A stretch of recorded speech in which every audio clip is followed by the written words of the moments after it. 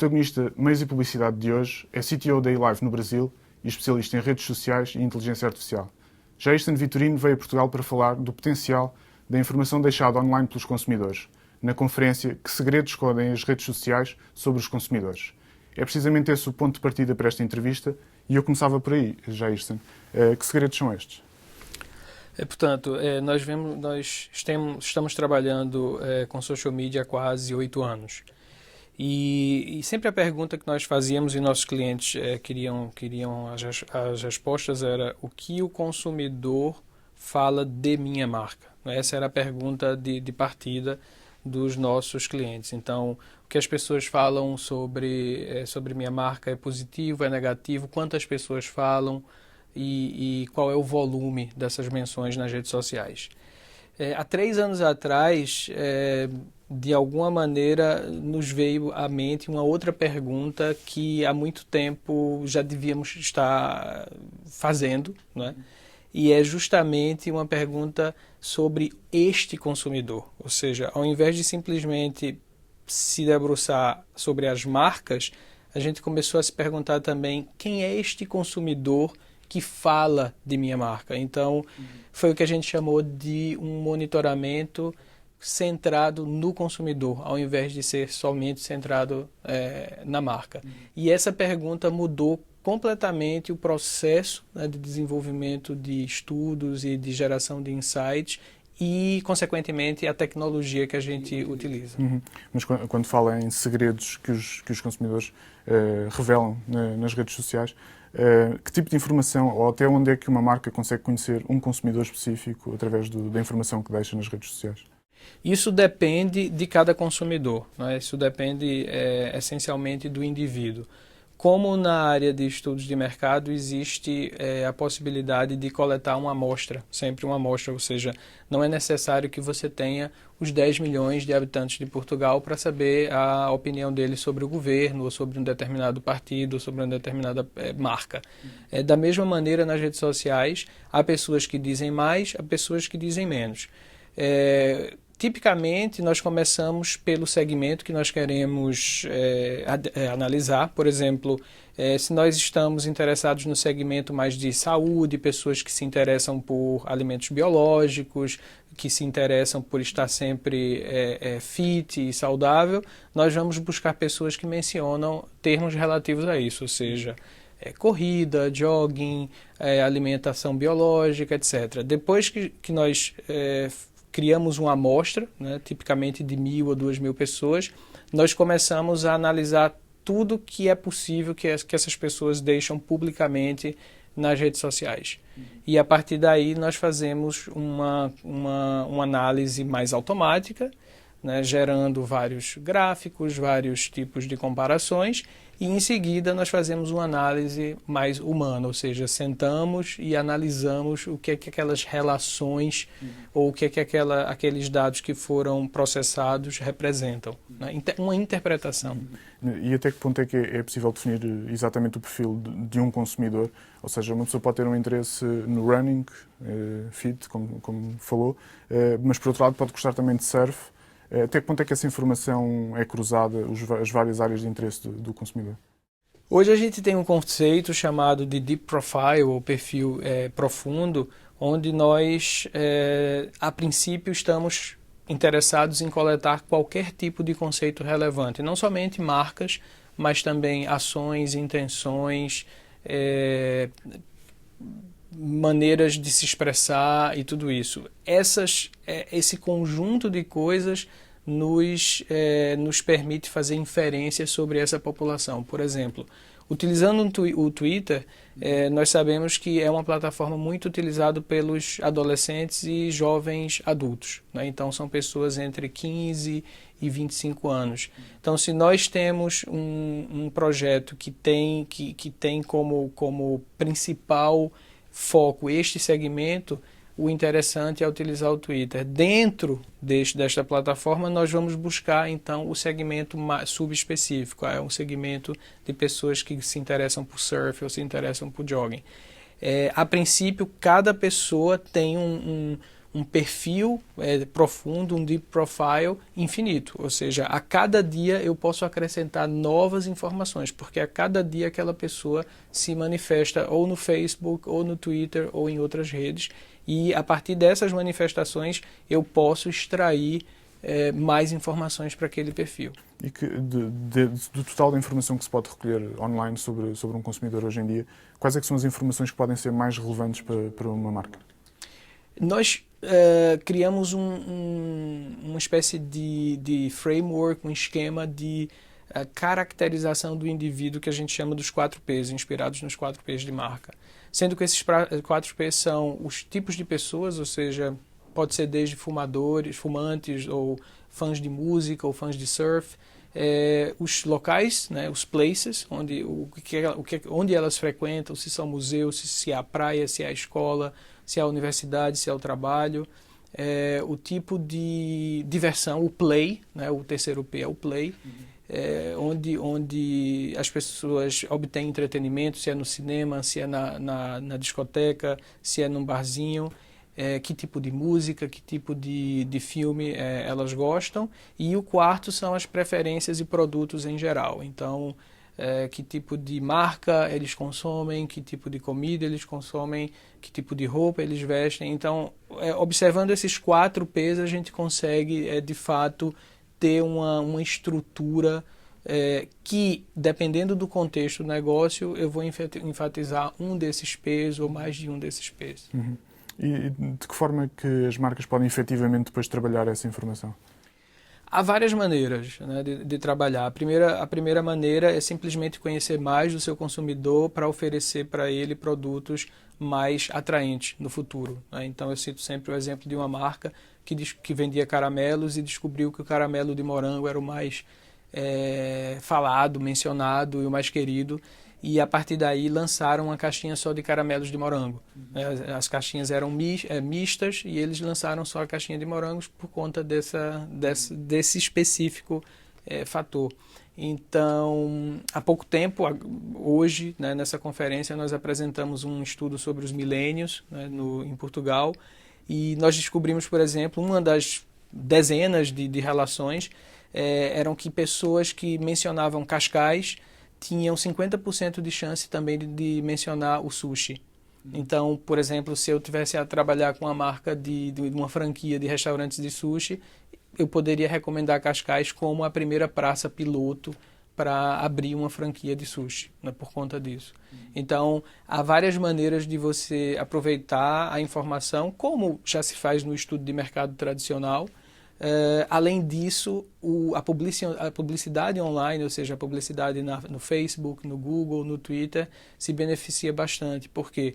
Porque hoje eu consigo, se eu descubro que eu tenho um segmento específico que se relaciona ou que é público-alvo da minha marca, do meu produto, do meu serviço, eu consigo dizer para o Twitter, dizer para o Facebook, dizer para o Google, colocar anúncios que tenham este público-alvo. Então, existe, de fato, uma relação direta entre o que eu descubro, né, nas redes sociais, nessas plataformas, com as ferramentas que essas plataformas oferecem às marcas para a publicidade. E tendo em conta que o arquivo de dados que se consegue compilar acerca de um consumidor hoje é imenso através das redes sociais, se não acaba por ser também uma dificuldade para as marcas, ou seja, têm tanta informação sobre o consumidor que às tantas não sabem bem como tirar partido dessa informação, porque ficam esmagadas com a quantidade de informação que têm. Há muita informação. A nossa sorte é que desde os anos 70 e dos anos 80, existem técnicas desenvolvidas para lidar com essas grandes quantidades de informação. Por quê? Porque nos anos 70 e nos anos 80, os supermercados começaram a ter essas transações digitalizadas, inventaram o cartão Fidelidade. Já nos anos 80, o Tesco, na Inglaterra, iniciou esse movimento de cartão Fidelidade, onde você compra e todas as suas compras são, então, digitalizadas. E, a partir daí, milhões de informações foram armazenadas nos bancos de dados. E aí, o que é que aconteceu? Toda uma área de desenvolvimento chamada mineração de dados foi criada nos anos 80, e essas tecnologias hoje nós estamos aplicando na área de social media, porque efetivamente é a mesma coisa. Ao invés de eu ter transações financeiras, eu comprei um iogurte, eu comprei uma cerveja, eu comprei fraldas. De fato, eu falei de iogurte, eu falei de fraldas, eu falei de cerveja, mas é um paralelo. Então, nós, nas nossas plataformas, utilizamos tecnologias que já foram desenvolvidas e que estão disponíveis para a gente desde os anos 70 e 80. Então, esse desafio do Big Data é, de fato, um desafio que não é completamente fácil de resolver, nem é digamos, um desafio que não se precise debruçar, né, e entender, mas ao menos já existe um trabalho de antes, né, de uma outra área, que é essa área de marketing e de database marketing que se falava antigamente, que pode ser completamente reutilizado na área de social media big data. Mas tradicionalmente as marcas não desperdiçaram de certa forma a informação que era obtida através dos cartões de fidelização. Ou seja, a ideia que fica é que as marcas tinham realmente muita informação, mas ainda não estavam preparadas para trabalhar essa informação. Isso pode ter acontecido. Eu confesso que eu nunca trabalhei na minha área de atuação desde o começo, internet, né? Ou seja, eu nunca trabalhei de fato num grande supermercado ou numa grande companhia aérea, que são dois segmentos que exploram muito. O que eu posso dizer de experimentos de sucesso que eu conheço na internet é o caso, por exemplo, da Amazon, né, que é uma empresa que consegue ter uma precisão muito, muito grande quando se trata de comercializar algo. Então, ela guarda qualquer tipo de informação que o consumidor deixa, ela guarda e ela utiliza. Quando você compra um livro, né, de um escritor português, se esse escritor português daqui a um ano lança um outro livro, você recebe um e-mail da Amazon avisando. Quando você navega por uma seção de cafeteiras, no outra semana, se você não compra, você recebe de novo um e-mail: olha, você esteve conosco na seção de cafeteiras, você gostaria de olhar nossas ofertas sobre cafeteiras. Então, eu posso citar um exemplo positivo. De fato, deve haver muitos exemplos negativos de desperdício, ou digamos, de má utilização ou de não utilização de grandes dados, né, de grandes bases de dados, mas eu particularmente não vivenciei nenhum desses projetos. E acha que a tendência hoje, com a informação que as marcas, como as distribuidoras ou as companhias aéreas, conseguem ter nas redes sociais, a tendência é para os cartões de fidelização começarem a desaparecer e serem substituídos pelas redes sociais, nesse aspecto de recolha de informação? Não, eu acho que são coisas complementares. Eu acho que sempre o que você faz nas redes sociais é diferente, ou parte do que você faz nas redes sociais vai ser sempre diferente de parte do que você faz nas suas compras. Então, eu acho que as redes sociais não vêm substituir, elas vêm agregar. Né? E, claro, para a maioria das marcas que não tem um programa de fidelidade, é uma oportunidade muito mais barata, muito mais econômica, de finalmente ser, digamos, uma Amazon, né? Se tornar também tão poderosa do ponto de vista e tão inteligente, né, ao tratar com seu consumidor quanto a Amazon o é. E vamos imaginar uma marca que tenha um cartão de fidelidade e tenha as suas redes sociais e que perceba que determinado consumidor diz nas redes sociais que gostava de comprar determinado tipo de produtos, mas depois não são esses os produtos que compra de facto na loja. Como é que uma marca reage a esta discrepância de informação das duas fontes? É uma boa pergunta. Hoje na conferência eu falava do teste de hipóteses, ou seja, o que nós entregamos e o que um instituto de pesquisa entrega são sempre hipóteses, são sempre resultados que precisam ser testados concretamente. Então, voltando ao exemplo do sushi, o que eu recomendaria, né, se eu tivesse um cliente de franquias de sushi, é que eu recomendaria: olha, você vai abrir em Lisboa e você vai abrir em Cascais, porque Lisboa é óbvio, né, existe um grande mercado de pessoas, de turistas, então é óbvio que o sushi faz parte do menu da clientela globalizada e cosmopolita da cidade de Lisboa. E você vai abrir em Cascais porque nós temos a hipótese que em Cascais existem muitas pessoas circulando e que gostam de sushi. E essa hipótese podia ser testada, por exemplo, ao invés de abrir uma loja, poderia-se colocar um food truck, né, que agora está muito em moda, um carro, uma carrinha que vai e pronto, e passa lá uma semana, um mês, e vê se de fato se prova a hipótese. Então, essa é sempre a estratégia que nós recomendamos, é sempre provar as hipóteses, ou seja, o que nós entregamos, o que vocês têm, ou os clientes têm de dados das redes sociais, assim como dos estudos de mercado, são hipóteses que precisam ser validadas. E acha que tendo em conta este novo paradigma, uma disciplina que foi caindo em desuso nas agências, que era o marketing relacional, acha que estamos perante uma nova era de marketing relacional? Sem dúvida. No Brasil, nós temos uma experiência muito positiva. Há mais de 3 anos, nós abrimos uma unidade de negócios somente para fazer marketing de relacionamento e, na realidade, muito mais do que só marketing, mas a gestão do relacionamento com o consumidor nas redes sociais.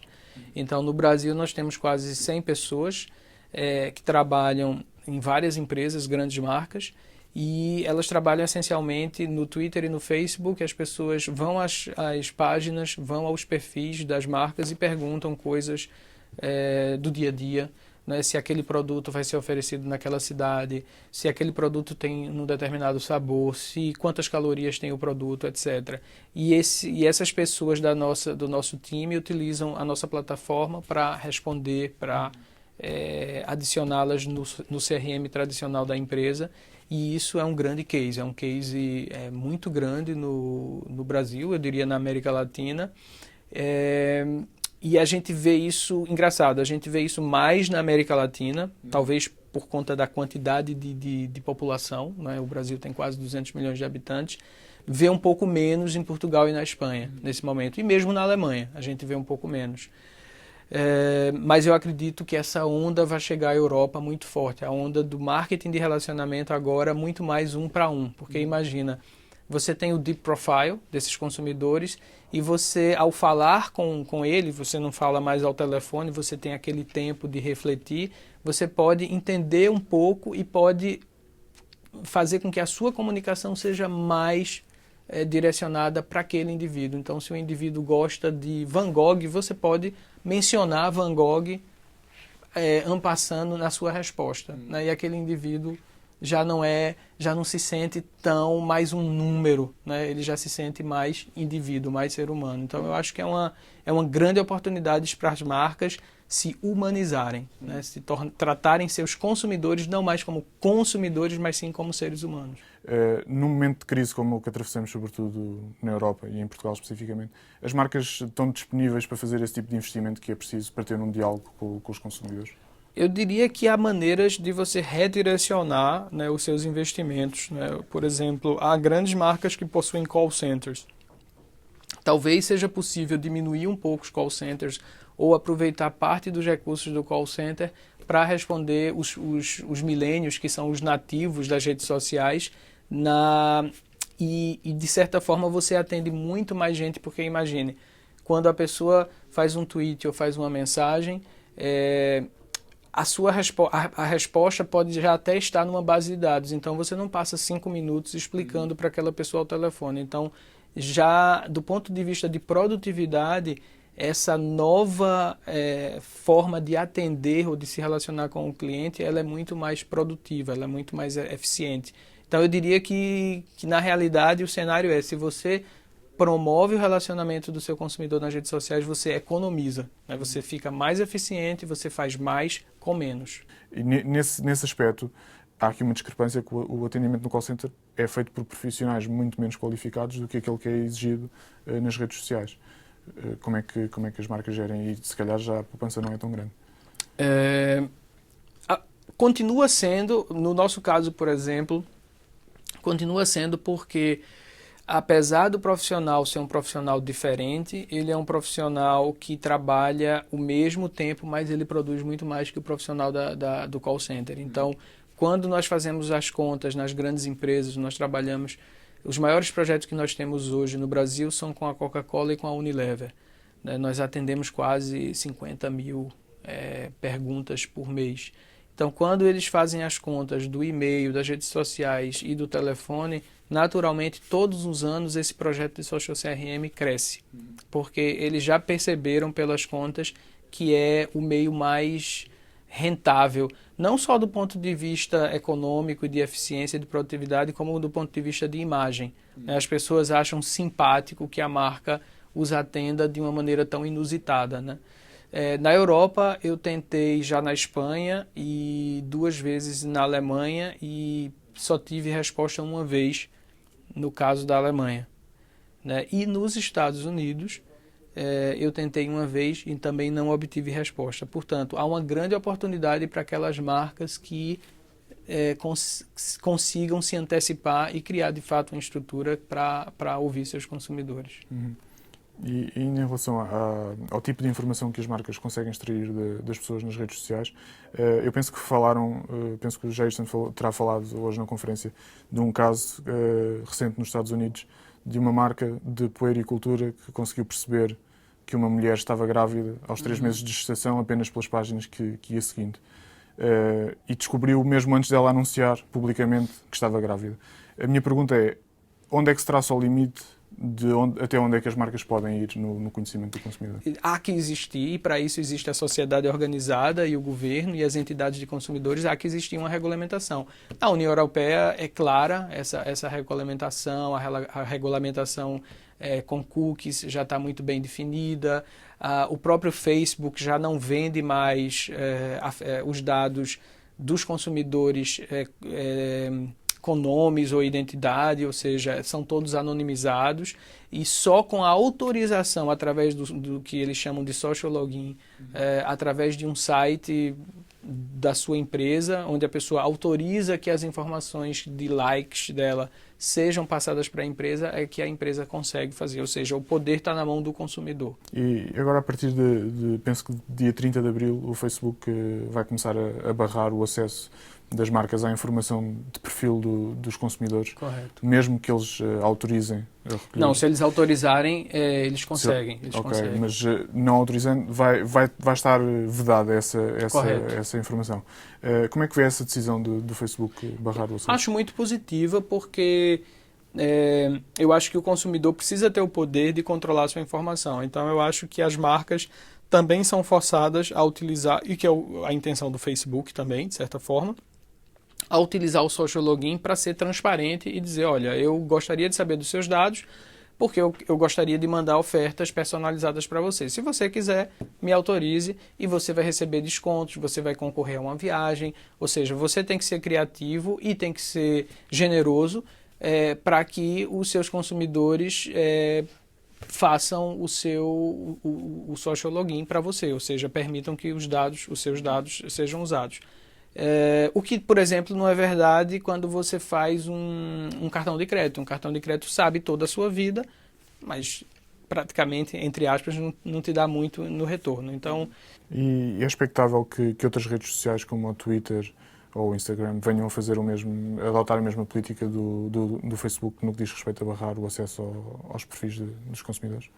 O Twitter tem uma estratégia um pouco diferente, até porque o tipo de informação que é deixada no Twitter é muito menos pessoal, né? Então, o Twitter, nós tivemos lá em São Francisco há um mês atrás, reunidos com justamente o Chief Data deles, né? O chefe dos dados, ou da política de dados, e já existe no Twitter há mais de 2 anos a possibilidade de compra de dados públicos, ou seja, dados que as pessoas têm sempre a opção de deixar público um tweet ou deixar privado, né? E então o tweet que é público, ele está disponível na base de dados, sempre esteve disponível. Hoje é permitido até 50 dias se pegar tweets gratuitamente, qualquer pessoa, não somente nossa empresa, qualquer empresa ou qualquer indivíduo pega um tweet. Para além disso, para trás, paga-se uma mensalidade ao Twitter e se pode receber esses dados. Porém, esses dados não são dados como o do Facebook. O Facebook pede idade, pede gênero, pede um conjunto de coisas. Os dados que o Twitter fornece são apenas tweets, né? São coisas estou aqui em Cascais a comer sushi. Então, são essas informações. O que o cientista ou o chefe dos dados nos disse é que essa política vai continuar, ou seja, os dados vão ser sempre abertos e transformados e retransformados. Eles estão trabalhando não somente com empresas, mas também com governos, trabalhando em pesquisas muito interessantes para identificar disseminação, por exemplo, de epidemias, de gripe. Quando a pessoa já fala que está gripada numa determinada localização, o governo já sabe que ali pode estar um foco. Então tem um conjunto de outras coisas que eles chamam de iniciativas de dados abertos, né, que é um tema já bem maior do que simplesmente social media, e que hoje existe um interesse muito grande dos governos e da sociedade e da academia de explorar. Essa é muito mais a estratégia do Twitter. Uhum. Obrigado, Jairson. Obrigado por ter aceito o nosso convite. Desejo-lhe uma boa viagem de regresso ao Brasil, ou neste caso à Alemanha. Vai voltar para a Alemanha. Agradeço então ter aceito o convite e despeço-me então até ao próximo Protagonistas, Meios e Publicidade. Obrigado.